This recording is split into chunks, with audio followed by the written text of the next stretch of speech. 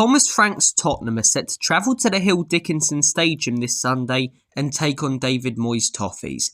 In today's video, I'm going to discuss how Spurs can exploit Everton's biggest weaknesses, how to defend their biggest threats, and ultimately pick up a massive away win. So far this season, we've seen a huge change in the way that Everton try to play.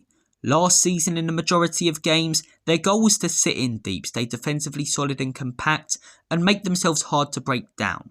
With the ball, the back four goalkeeper would 9 times out of 10 look long and try and smash it up to Beto, whose goal was to hold it up and play it wide. Whilst occasionally they'd win games doing this, if teams were patient enough and kept hold of the ball well, they would eventually pick off Everton and break them down. So far this season, Everton have been a lot more aggressive. They've pushed up the pitch a lot higher. And whilst the formation is the same, 4-2-3-1, they've been so much more aggressive in the tackle, won so many more 50-50s.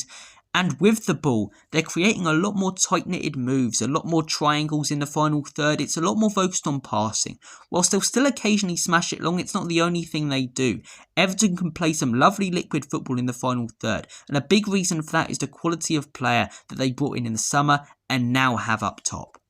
Normally when I do these tactical previews, I talk about 1 or occasionally 2 players for the opposition that can cause problems for Tottenham.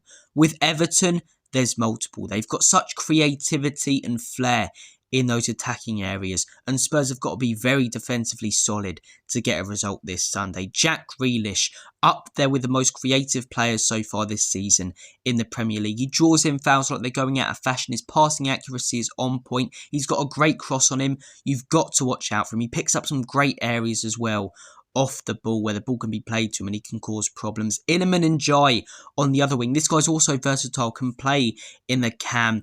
Great at dribbling, one of the best dribblers in the Premier League so far this season. A lot of people talking about Semenyo. This guy should be talked about like Semenyo because he does a lot of similar things, you know.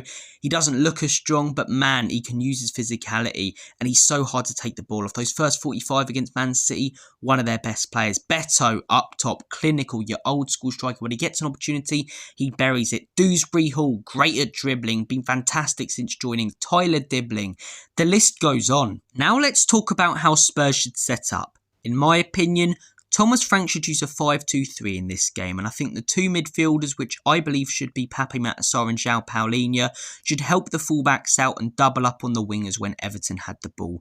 We did this against PSG, we did this against Manchester City, and it limited them. Are Everton anywhere near as good as those 2 sides? No.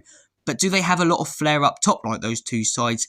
Yes, so I believe we should do the same thing, especially because we're away as well. The crowd's going to be on top of us. I think we need to be very defensively solid in this game. And that back 4 against AS Monaco was getting cut open like a Christmas cake every minute. In terms of the back 5 I would choose, I would have Romero, Mickey van de Ven and Kevin Danso as the back 3.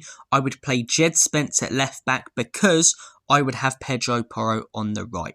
I believe Pedro Porro is great going forward, great crosser of the ball, good at taking on his man even, but he's not the best defensively. Whereas Jed Spence, not the best at going forward, not the best at crossing, and strong defensively. Now, when I look at Everton's biggest weakness so far this season defensively, it's been their left-hand side, the opposition's right-hand side. And I believe if you have Pedro Porro on that right-hand side, he can really cause some problems. But if you do, you need a bit of cover on the other side. You can't play Porro and Udogie because then we can very easily be exposed by Everton when they try and counter us or even when they try and press us.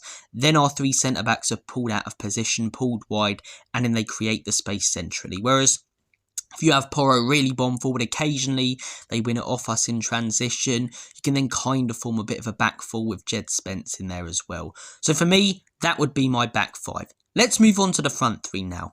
I would go with Mohamed Kudus on the right for the same reasons. I would go with Porro, really target them on that right-hand side.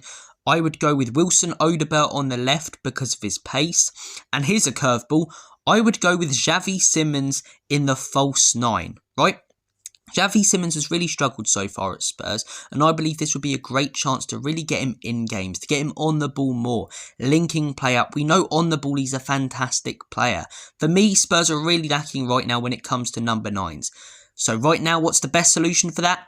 Don't play with one. Richarlison, you know, Matisse Tell, it feels like we're playing with 10 men when those two are playing in the number 9 role. They just can't hold the ball up, they can't score, they can't do anything really. Whereas Xavi Simons will really be able to link up play. If we play him in the 10 though, that's where I believe our threat needs to come from the wings. Now Odobert isn't the most reliable, but whoever you choose on that left isn't going to be great. Whereas Kudus on the right can really get some space if Simons is in the false 9, can play balls through to him, and then him and Porro can cause problems. I think it's important that Tottenham give Everton very little space this Sunday. I don't mind us allowing them to dominate possession because they don't really want the ball for the sake of it. They don't really want the ball when the opposition are penned in. They want the ball when they can counter-attack, when they can create something in transition, when they're just passing it between their defenders and midfielders, trying to find that bit of space. They don't look that comfortable doing that. And I think when they lose the ball then, Spurs can try and create that space because they've pushed up high on the counter-attack. I think it's very important in this game for Spurs to be aggressive in the tackle as well. I think against Monaco we were far too passive. And you're that passive at the Hill Dickinson, I'm sorry, but you're made to pay. Everton have far better attacking players than AS Monaco, and they will finish their dinner when they get opportunities. I think when Spurs do break on Everton, we need to be clinical. You know, we didn't create that much against Monaco, but we did have a late chance from Johnson. He didn't finish it. Had a few chances against Aston Villa. We've got to finish our dinner.